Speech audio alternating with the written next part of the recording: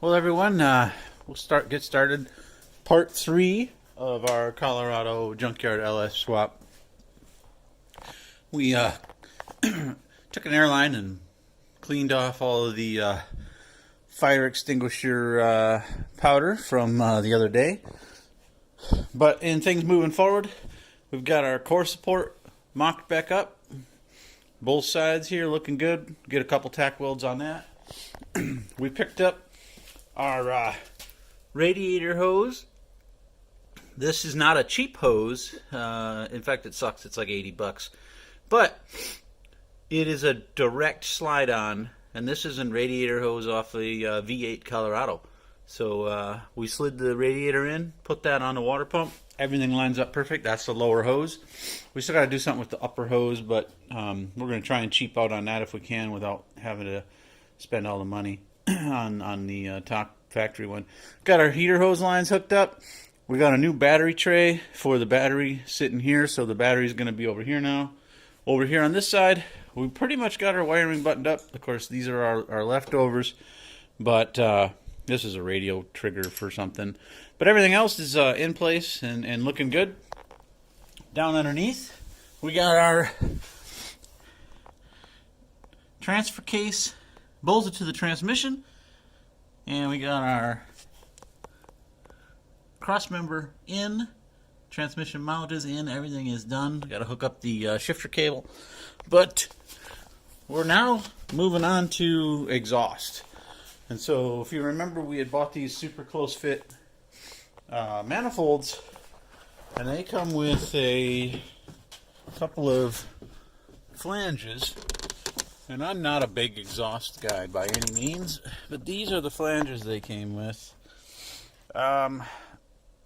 So we're gonna now find some stuff. This looks like it's 2 1/4. I gotta find someplace that I can buy the nipples or whatever that are gonna have a flare on this to slide this on and be able to bolt it in onto the manifold. And then we're gonna do our best to reuse as much of the brand new exhaust that we had just put on here. So we had a brand new stainless exhaust on this i5. Looks like it's 2 1/2, so it should let this engine breathe plenty well.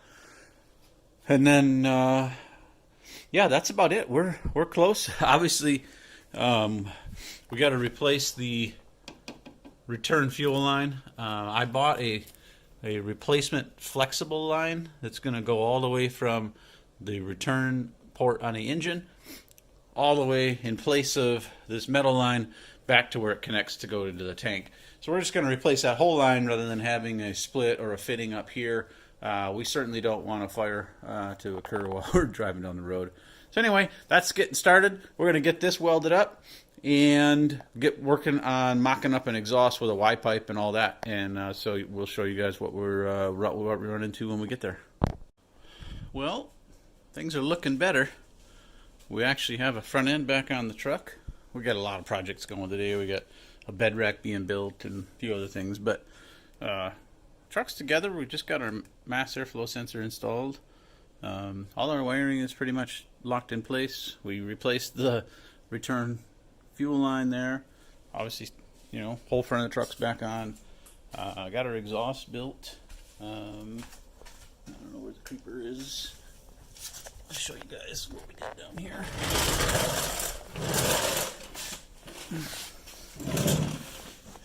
We kind of running out of time, so we may not have, you know, the most sexy exhaust, but you know, we welded up the flange, threw a donut in there, got an upstream O2 come across the bottom here with 2 1/2 stainless, and then here we got a Y with an upstream O2 hooked up there, coming into our cat.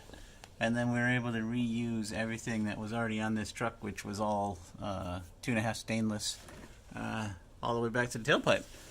Only problem we've got right now that we haven't sorted out, and probably won't right now, is the drive shaft. The front drive shaft hits the transmission pan. So I guess we kind of screwed up. We thought, hey, you know what? let's change the transmission and put the 4L60E off this LS into this truck, because, you know, there was a package deal. We figured it might be a better transmission than what was in here. Turns out the factory transmission in this truck has a different oil pan and a different accumulator to accommodate that oil pan, and some differences in the valve body. So I'm not sure how exactly we're going to make this work with this front drive shaft, but maybe we'll run this in two-wheel drive and then start planning a solid axle swap. I'm not sure, but anyway, right now that's kind of the one, you know, thing that we're pretty unhappy about. But otherwise, this swap is done. We're programming it tonight, and it will be running and out of the garage. So, let me show you the gas pedal we installed. Turn this light off. We found some great information online about the gas pedal. You can see here, here's our cable, routes in, pokes through the firewall right there, and then inside we've got a S10 gas pedal.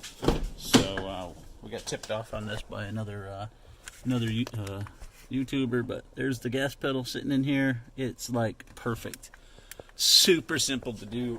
Literally took us 20 minutes to get the old one out, cut back some of the insulation, and stick that S10 gas pedal in there. So anyway, we'll record a little later when we get this thing programmed and let you guys hear it running.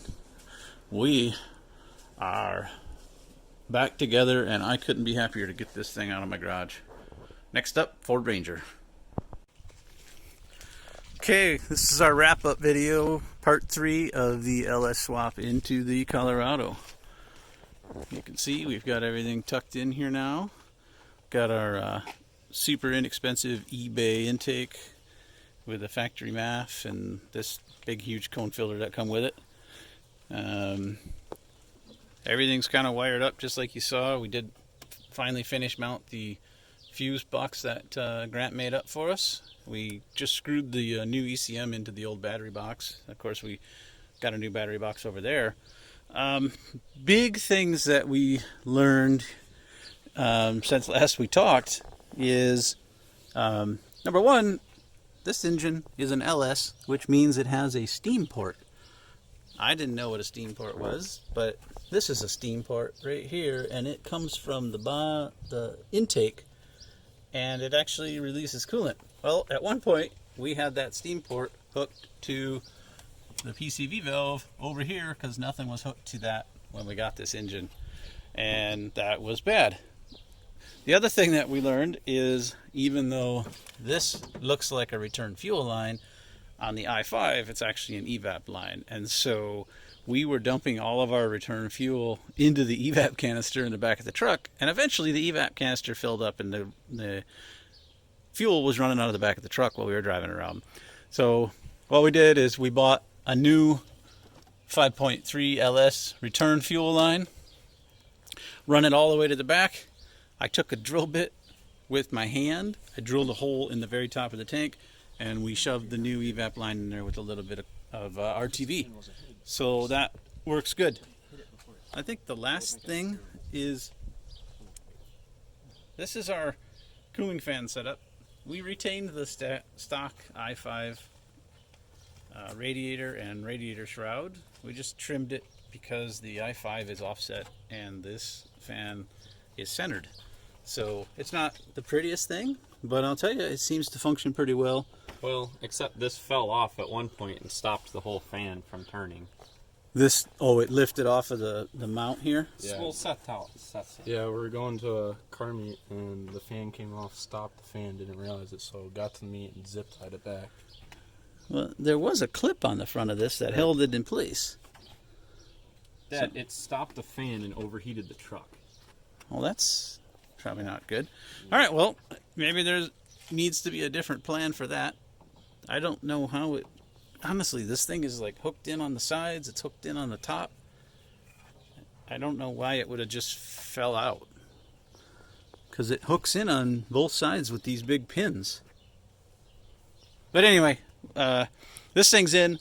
This truck drives better than it ever did. as far as I'm concerned, Chevy should have just put an LS in every one of these from the factory. It drives beautiful. Just start it up for us. And it's so smooth. It's just like a real big boy truck instead of this little mini stupid Colorado that drives like crap with an i5. And you can hear, thing sounds great. We were able to reuse almost all of the factory Colorado exhaust because we had just put a brand new stainless exhaust on here when we've had the i5 in there. So anyway, we reused it. Thing sounds great. Love this truck. If you're thinking about doing this swap, I'd say take your time, but it's well worth the money. It's well worth the time to get it done. What do you think? There you go.